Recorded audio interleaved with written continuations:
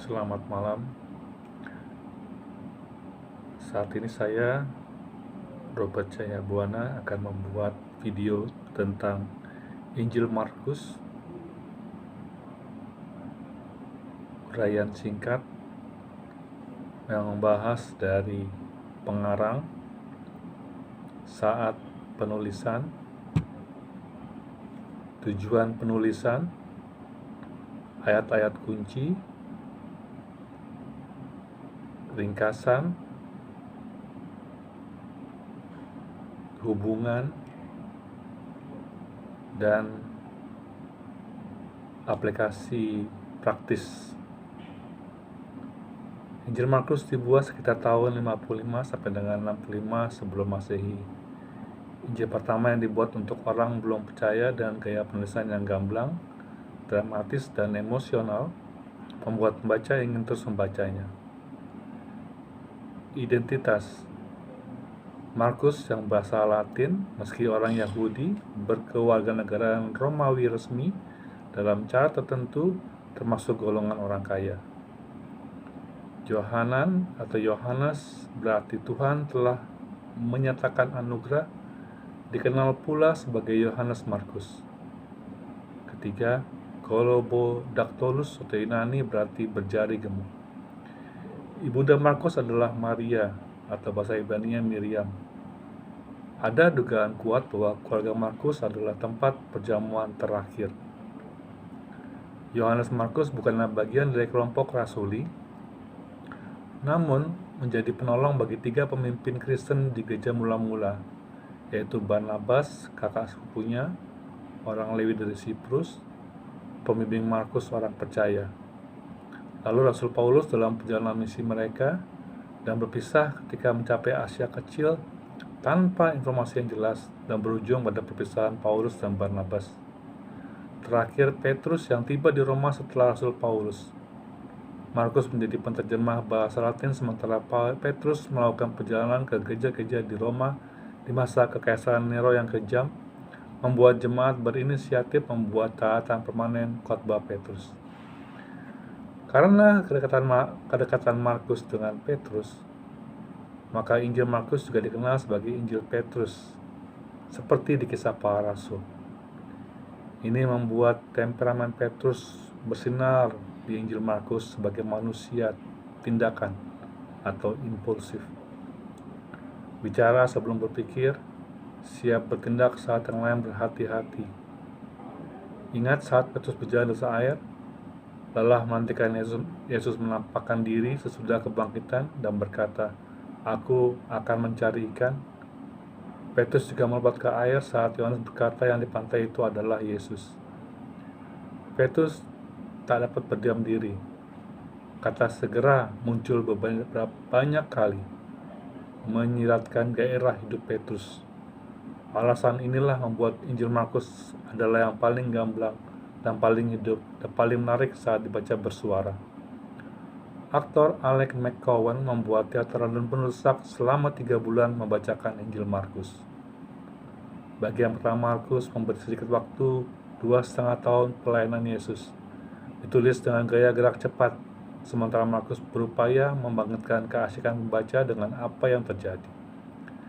Tetapi dalam bagian kedua, ia memakai waktu pada bulan-bulan berikutnya.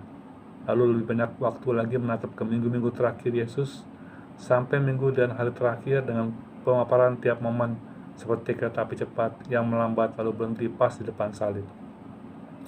Markus membangun strukturnya yang mengarahkan seluruhnya menuju kepada kematian Yesus.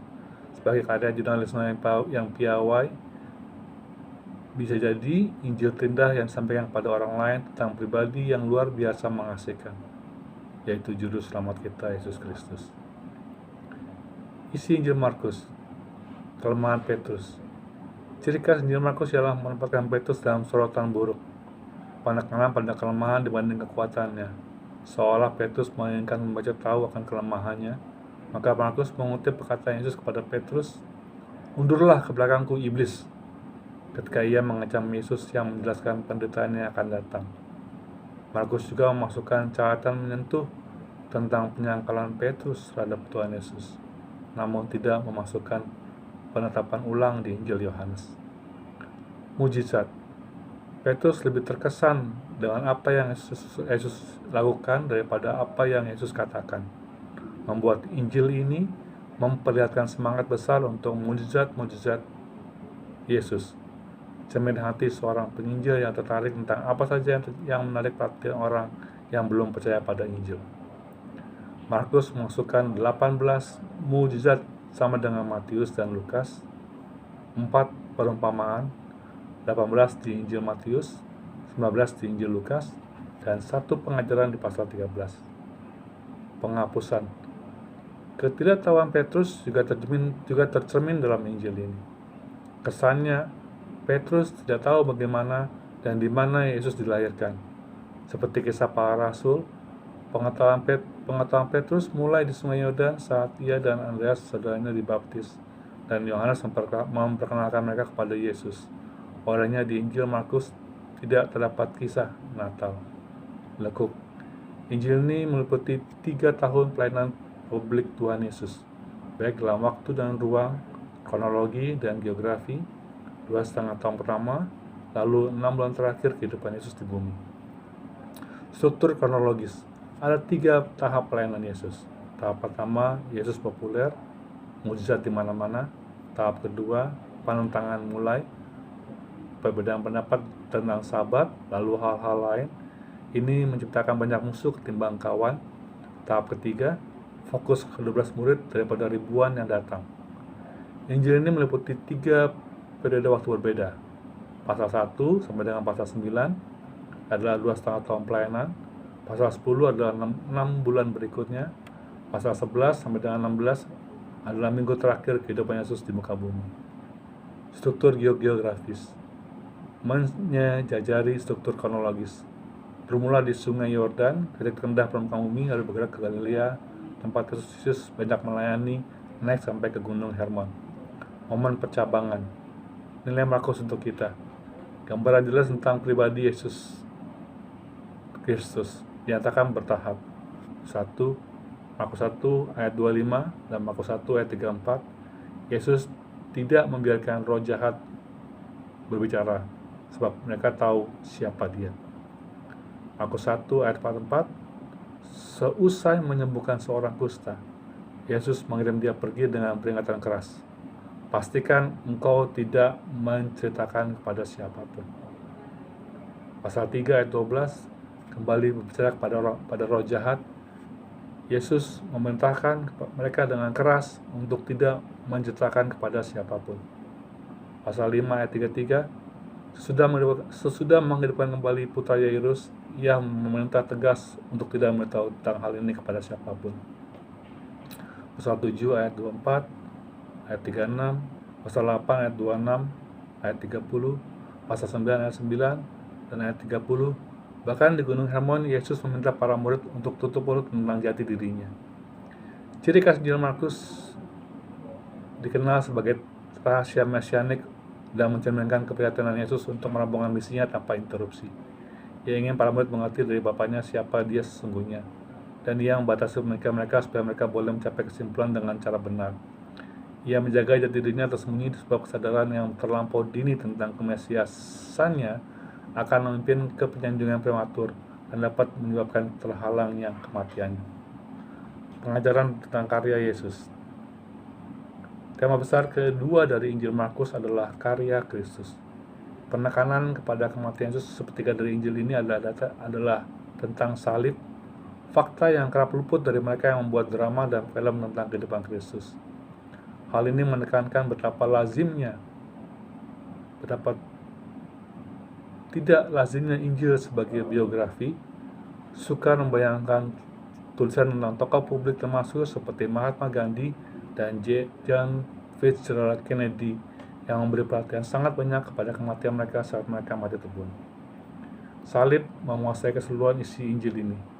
Jelas dari awalnya, siasat orang ingin membunuh Yesus karena pengajarannya yang menimbulkan pertemanan dan permusuhan, khususnya orang Farisi. Aspek manusiawi ilahi dari kematian Yesus. Aspek manusiawi, Yesus dituduh menghujat karena mengaku sebagai Tuhan dalam hukum Yahudi adalah kejahatan besar, patut dihukum mati. Dalam rangka keabsahan tuduhan tersebut, penuduh tidak sependapat dengan perkataan yang ia pakai. Akhirnya hakim menanya siapa Yesus, siapa ia sendiri sesungguhnya, dan sebagai orang Yahudi ditanya oleh imam besar, maka ia mengaku sebagai Kristus. Hakim menyabetkan jubahnya dan berkata, "Kalian dengar itu?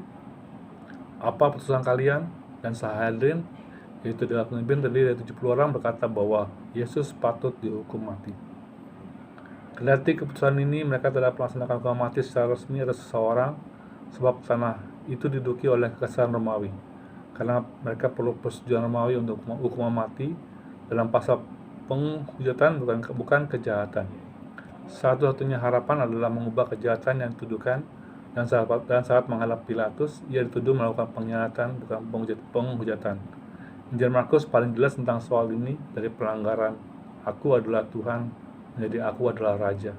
Raja orang Yahudi yang berkhianat, sangat tidak adil, begitulah ia dituduh dan dihukum. Aspek ilahi. Namun demikian di sisi ilahi Yesus juga diangkat sebagai Yesus diyakini sejak awal bahwa ia datang untuk mati. Ia meramalkan kematiannya dan kebangkitannya lebih dari sekali. Saat Yesus mengambil cawan, gambaran metaforis sebagai tentang muka Tuhan terhadap dosa, di taman di malam ia dihianati, Tuhan merencanakan itu. Yesus menyadari itu dan tidak berusaha menghindari itu, bahkan saat Petrus mencobai untuk mengelak dari salib. Kombinasi manusiawi dan ilahi menghadang pembaca dalam realitas mencolok tentang misi Kristus menjadi Injil yang sesuai untuk orang belum percaya. 3 reaksi orang pada Yesus. Markus sering mencatat reaksi orang terhadap pengajaran dan mukjizat Tuhan. 2 kata kunci: takut dan percaya. Dalam catatan tentang peredaan angin badai, Yesus dalam perahu dan murid-muridnya bertanya kepadanya, "Tidakkah engkau peduli jika kami tenggelam?"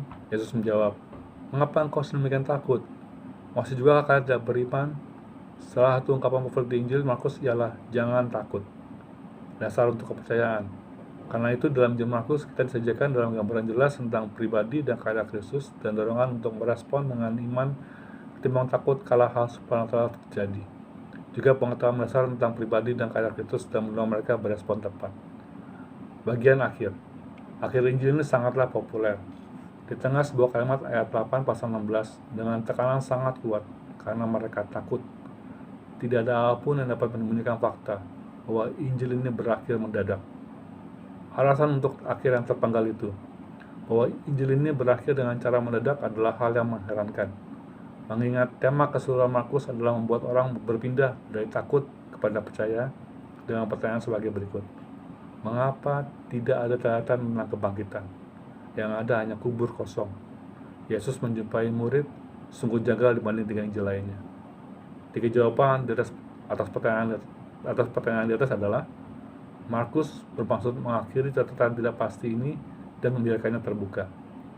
Kedua, Markus bertahan dan mengakhiri. Sesuatu menyelak penulisannya. Ia mungkin ditangkap atau berhenti tiba-tiba, mati mendadak atau apapun, sehingga naskahnya tidak selesai. 3. Bagian akhir hilang.